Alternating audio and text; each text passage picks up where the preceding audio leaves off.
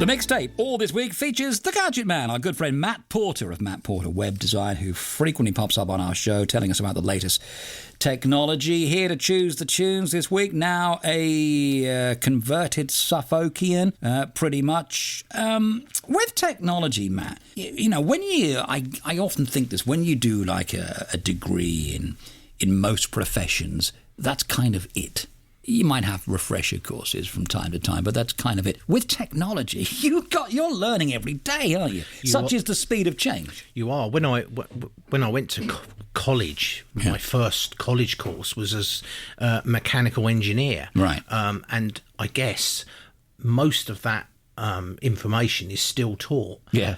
As is, you know, how many tolerances and things like that. Whereas in technology, it's in my time in the tech industry since 1985 has just been mind-blowing, and it's incredibly, for someone who's enthusiastic like me, it's incredibly exciting to see technology marching on relentlessly. You know, it's not, it never seems to reach a plateau where we think, okay, we're happy now. Just when you think, well, we've got everything we could possibly need. No, we haven't. We haven't. No. Something else is. Something else comes along.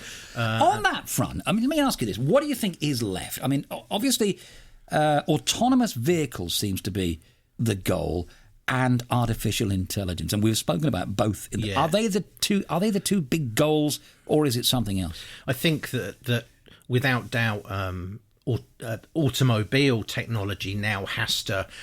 Well, I'll say it has to step up. It has stepped up, but it has to now become real mainstream because of the decisions that have been made to cut diesel and petrol cars. Well, I was shocked hearing the sales figures only recently with Mark on The Breakfast Show. The sales of electric cars are still very low.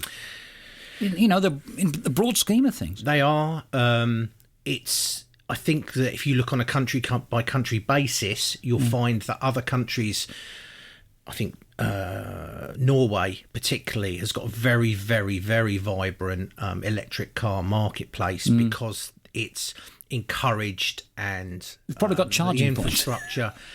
Well, this is the argument that lots of people say, is that there isn't the charging points, but there's tens of thousands of charging points around the country. Yeah, there's. If you open, so that's an excuse. Yeah, I think it is. If you open a map like an app like Zap Map, and tell you where zoom they are. back, you can't see the country for all the push pins of charging. So what's holding us back then? Why are we still going for fossil fuel cars? I think the cost of electric cars is still 25% more expensive than the equivalent petrol diesel, and that's mainly down to the cost of the battery on board, because it's very, very expensive in comparison. So you can't just simply lift out a petrol engine and put in an electric motor. The cost has to go up.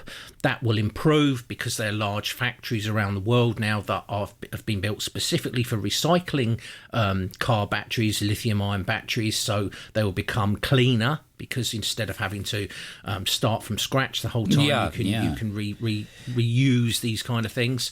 So that's going to the improvement on batteries will bring the cost down. Phrase that seems to have popped up in 2020, which does sum all of this up: range anxiety. Range anxiety, yeah. I've been driving electric cars on and off for about 5 years, and I certainly had that when for the first couple of cars that I tried, because they had ranges of 70, 80 miles if you were lucky. Yeah. And to be fair, if you start putting on the stereo air conditioning, it's going to reduce that dramatically.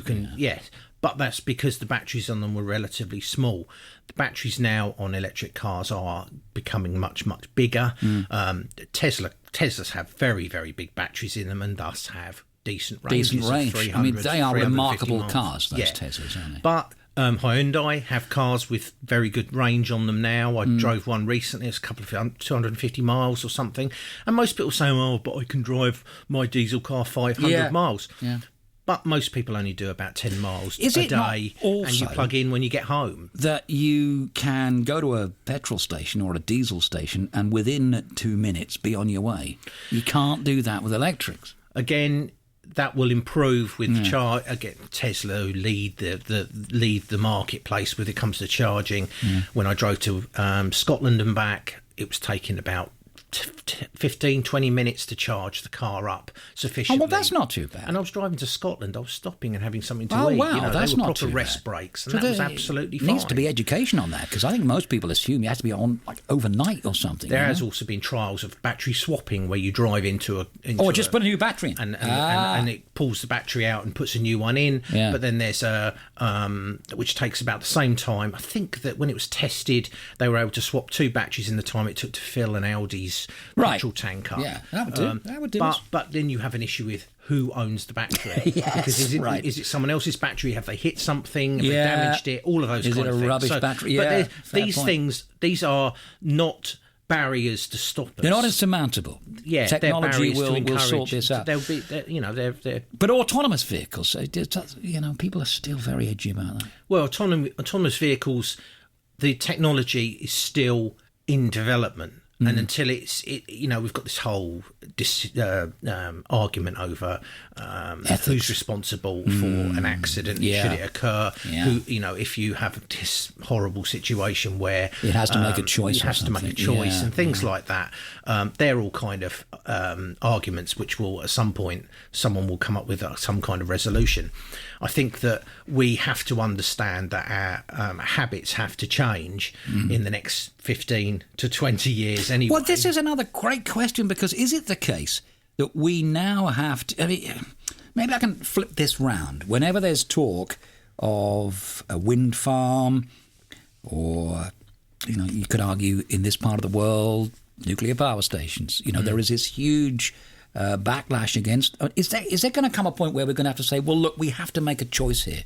We either have, a North Sea that has no wind energy in it, or we do our bit. It strikes me we're going to have to, accommodate some of this stuff against our better wishes, possibly. I think there's people are concerned over the fact that we're now being told that in 2035 we can no longer buy petrol and diesel cars. I think people have to remember as well is that doesn't mean that on that date we're going to have to stop driving our existing cars and we won't be able to drive them. But that was always going to happen. We're going to run out anyway, aren't we? Of course. That was always going to happen. But we also have to understand that it is 15 years away and the price of those cars will come down.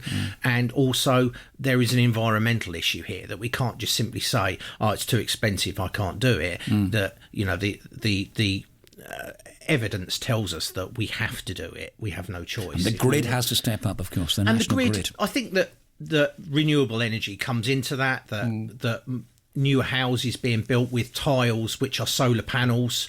Instead of using standard tiles, you're using tiles which are solar, right? Photovoltaic. Yes, solar panels built into your tiles, and therefore we're starting to generate our own electricity, and we have battery storage in our homes, and it's charging while we're not there, so we can then use it in the evening. Are we not thinking out of the box enough? There is enough light on the road surfaces in this country to power the country a dozen times over. The entire country. It's just the infrastructure. It's the infrastructure, isn't it? We know how to do it. We just have to. We just have to understand that we have to start having. We've got to have these conversations. Storage, charge our own, and using. There is plenty of energy out there, and by saying there's not enough charge points at the moment is kind of yes, there's plenty of charge points for the number of cars we currently have, and that will be ramped up. So it'd be interesting. Autonomous cars, yes, again.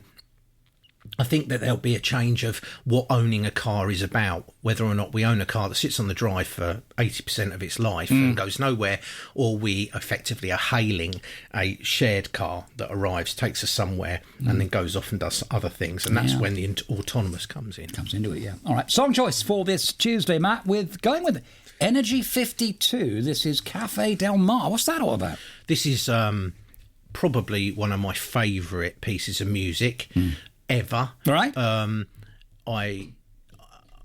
don't know quite where I first heard it, but it is a very, very, very popular dance track.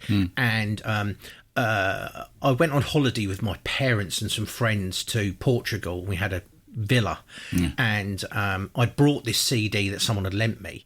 was free on the front of a magazine, right. Ministry magazine, Huge Tunes. Brilliant, yeah. And I took that with me, and it was a beautiful villa. And I went into the villa and dragged the stereo system out beside the pool and put this on and had it blasting out. Yeah. There was no one around, but I had it blasting out, sitting by the pool, and it was like being in Ibiza when I was 20. Yeah. It was fantastic. It's a it's a style of music which is quite uplifting to listen to if you're into that kind of thing. It's called progressive trance, so it builds and builds and builds to kind of like a crescendo. It's a great tune.